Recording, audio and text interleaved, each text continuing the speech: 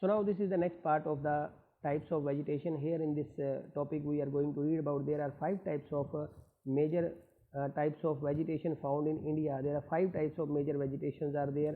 So here their names are there. First of all, the tropical evergreen forest, then tropical deciduous forest, tropical thorn forest, and scrubs. Montane forest. Montane forest is another name of mountain forest. Mangrove forest, or another name is there of deltaic forest, which are found in the area where the deltas is situated or where the deltas are there. So first of all, let's start from the tropical evergreen forest. So as the name itself it is telling that these forests are restricted to the heavy rain areas or Western Ghat and the island groups of Lakshadweep, Andaman and Nicobar, upper parts of Assam and Tamil Nadu coast. Please underline these areas where the tropical evergreen forests are found in India. These are generally asked from you, and whenever map activity will be there, you have to be keep this thing where the evergreen forests are found in India. भी भारत में evergreen forest कहाँ पाए जाते हैं, सबसे ज़्यादा यही पूछा जाता है, यही इनकी एरियाज है. So areas again I am telling to you, the western Ghat, the island groups of India like Lakshadweep, Andaman Nicobar and the upper part of Assam and Tamil Nadu coast. Here our evergreen forests are found. They are best in areas having more than 200 centimeter of rainfall with a short dry season. मतलब अगर हम बात करें तो ये उन areas में उगते हैं जहाँ 200 सेंटीमीटर से ज़्यादा बारिश होती है पूरे साल में, और इनके एक बहुत ही छोटा सा ड्राई सीजन होता है. The tree reaches great height up to 60 metre और इवन अबव. यहाँ ट्रीज जो है वो लगभग 60 मीटर से भी ऊपर पहुँच जाते हैं. Since the region is warm and wet throughout the year. सारा साल ही यहाँ पे गर्मी और मॉइस्चर भरा एरिया या वार्म एरिया और पूरा साल बारिश के लगभग रहता है और गर्मी सी बनी रहती है. It has a luxuriant vegetation of all kind. कहता है हर तरह का लग्जूरियस जो मतलब लग्जरी टाइप्स ऑफ वेजिटेशन जो फाउंड होता है. Trees, shrubs and creepers giving it a multi layer structure. कहते हैं यहाँ के जो पेड़ हैं या जो यहाँ पे बहुत बड़े बड़े झाड़ हैं या कह लीजिए क्रीपर्स जिनको बेल कहते हैं, बेलें जो हैं, giving a multi layer structure, तो उसकी शोभा और भी ज़्यादा बढ़ा देती हैं. There is a no definite time for trees to shed their leaves. As the name itself it is telling, again I am telling to you, these are the evergreen forest. इनके नाम बता रहे हैं कि इनका कोई पर्टिकुलर टाइम नहीं होता पत्ते गिराने का. As such these forest appear green all the year around. कहता है और सारा साल ये जो ट्रीज़ हैं ये पूरा के पूरे हरे भरे रहते हैं और इनके कोई पर्टिकुलर टाइम नहीं है पत्ते गिराने का. That is why they are called the evergreen forest.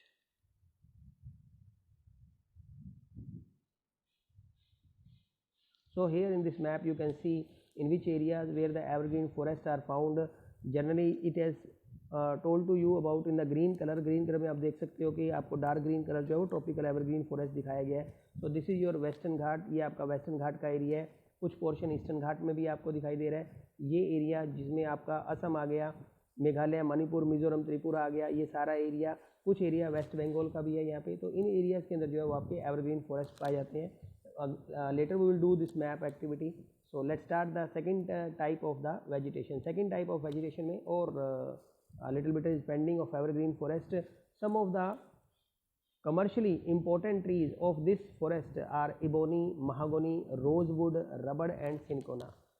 Keep this thing in your mind because we are reading about the natural vegetation. So natural vegetation में आपको क्या पढ़ने की ज़रूरत है कि ये फॉरेस्ट कहाँ पाए जाते हैं, कितनी रेनफॉल इनको बारिश की ज़रूरत होती है, which type of trees are grown here, किस तरह के यहाँ ट्रीज़ होते हैं. तो मेनली यहाँ पे जो है वो इबोनी, महागोनी, रोजवुड, रबड़ और सिंकोना टाइप्स के जो है वो ट्रीज़ पाए जाते हैं. अंडरलाइन कर लीजिए.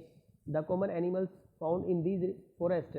These are the common animals which are found in these forest are monkey, lemur, deer, one horn rhinoceros are found in the jungles of Assam, West Bengal. Beside these animals plenty of birds, sloth, scorpions and snails are also found in these jungles. कहते हैं इन jungles में ये भी जो है इस तरह के सारी वाइल्ड लाइफ जो है वो पाई जाती है. Next is a tropical deciduous forest. What do you mean by the tropical deciduous? Why we read the evergreen forest? Because now the decreasing order will be there in the rainfall. So यहाँ हम पढ़ेंगे कि जो decreasing order of rainfall के हिसाब से जो है वो ये लिखे गए हैं. तो ट्रॉपिकल डेसिडियस फॉरेस्ट देखिए क्या है कहता है there these are the most widespread forest in India. Bharat में सबसे ज़्यादा जो वाइड स्प्रेड फॉरेस्ट है वो ट्रॉपिकल डेसिडियस फॉरेस्ट है। They are also called the monsoon forest, इनको मानसून फॉरेस्ट भी कहते हैं। And spread over the region receiving rainfall between 200 centimetre to 70 centimetre, और ये भारत में लगभग 200 सेंटीमीटर से 70 सेंटीमीटर की बारिश जहाँ होती है वहाँ पाए जाते हैं। Trees of this forest type shade their leaves in about 6 to 8 weeks in dry summer. जब भी ड्राई समर है और उसके 6 to 8 वीक्स के अंदर ये अपने पत्ते गिरा देते हैं, because so the rate of evaporation जो है वो कम हो सके। On the basis of the availability of water, these forests are further divided into moist and dry deciduous। कहता है ये भी जो है अपनी फर्दर जो है वो ये दो टाइप्स में डिवाइड हो जाते हैं। जो डेसिडियस फॉरेस्ट है, they also divided into 2 types.